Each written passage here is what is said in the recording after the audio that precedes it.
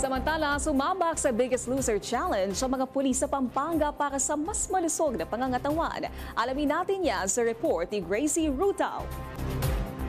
Disiplina hindi lang sa serbisyo kundi pati sa kalusugan ang pinatunayan ng mga pulis ng Pampanga Police Provincial Office matapos ilunsad ang Biggest Loser Challenge. Isinagawa ang aktibidad sa Baleka Timawan Hall sa City of San Fernando, Pampanga bilang bahagi ng E2M program or exercise to minimize and maintain a healthy lifestyle na naglalayong hikayatin ng mga pulis na magbawas ng timbang at mapanatili ang malusog na pangangatawan. Nakita po kasi natin yung kahalagaan ng magandang kalusugan. No?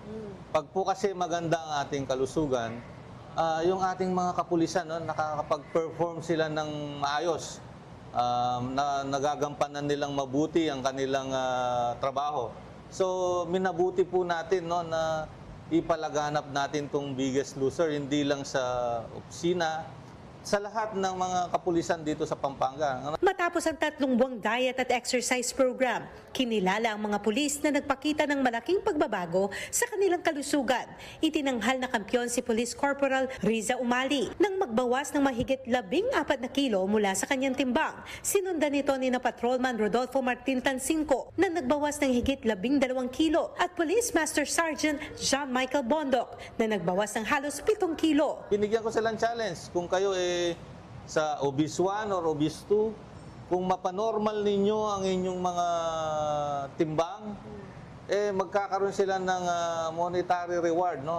Yan ay magagaling sa akin para at least ma-encourage natin sila na maging healthy. At the same time, through that pagiging healthy nila, makakapag-isip sila ng mabuti at makagampanan nila yung trabaho nila ng maayos. Ayon sa Pampanga PPO, mahalaga ang mga programang tulad nito upang mapanatiling malusog, handa at mas epektibo ang mga pulis sa patuloy na paglilingkod sa komunidad.